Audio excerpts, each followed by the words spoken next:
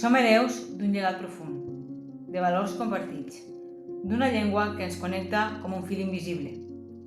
Atenent a les escriptures ibèriques trobades als jaciments arqueològics, sembla que este fil invisible de llengua es podria remuntar a l'època dels ilercabons.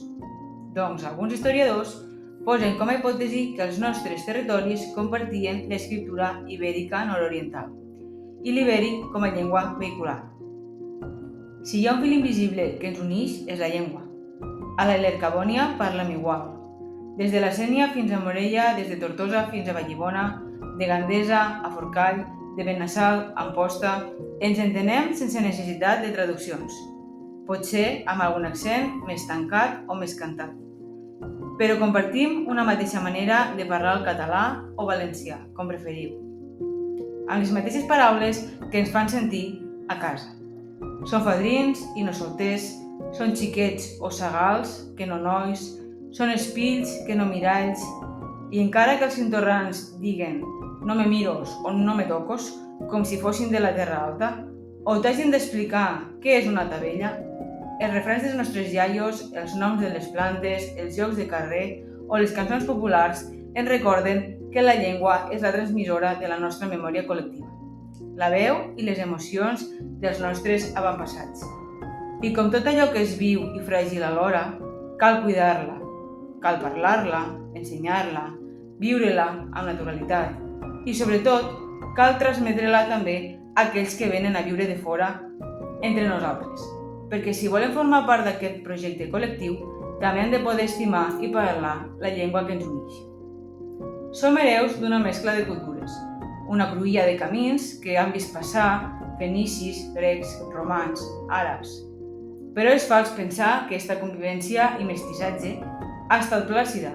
Com a exemple, al 226 a.C., després de signar el Tractat de l'Ebre, els romans se van quedar al nord de l'Ebre i els cartaginesos al sud.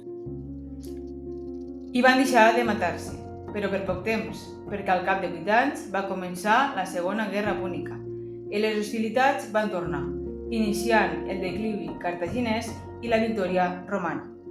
Som hereus de diferents maneres de veure el món, de monedes romanes on encara podem llegir Ilercabònia, de castells que són com llibres de pedra, on es poden llegir les capes de la història, perquè cada civilització hi ha deixat la seva empremta construint sobre les ruïnes de l'anterior. Són fruit de caigudes i renaixements, de conquesta i repoblament, de resistència i resiliència, de llengües que s'han perdut i d'altres que hem sabut conservar, evolucionar, i d'aquesta memòria profunda, a vegades dolorosa, a vegades orgullosa, que ens han fet com som. I com som? Som cabuts i creatius, perquè vivim en un territori que s'ha tingut que espavilar sempre, i on les coses han estat difícils, on la dispersió territorial, les comunicacions deficients o la falta d'infraestructures ens han fet lluitar per tirar endavant. I això, lluny de ser un fre, ens ha preparat més. Ha forjat un talent silenciós però potent, que no sempre surt als rànquings, però que es fa evident en milers de projectes, empreses, iniciatives socials i culturals que naixen d'Ilercabons, que viuen aquí i que viuen fora.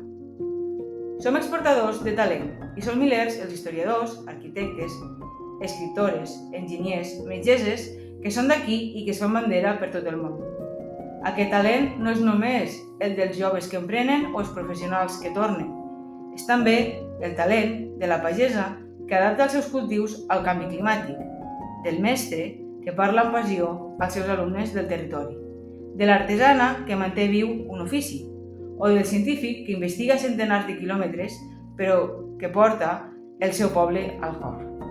Som un talent que combina l'arrelament amb la visió global, que entén la terra però somia amb el món, que estima l'herència però no té por a transformar-la. L'arrelament no és immobilisme ni nostàlgia, és saber d'on venim per saber cap on volem anar.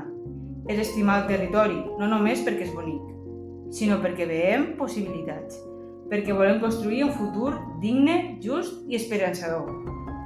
Aquest arrelament és el que fa que molts joves decidisquen quedar-se i que d'altres, com jo, tornin després d'haver viscut fora. i que alguns, que no havien nascut aquí, trien aquestes terres per començar una nova etapa i sentir-se d'aquí.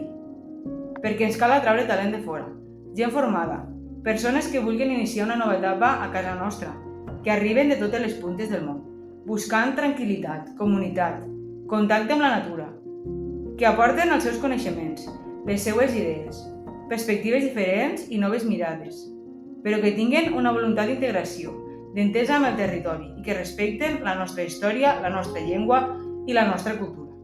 Estimar la terra que es rep, escoltar-la, observar-la i aprendre-la és essencial per poder sumar, aportar i enriquir. Només així, la nostra terra podrà generar i acollir talent de manera equilibrada sense esborrar allò que ens ha fet únics.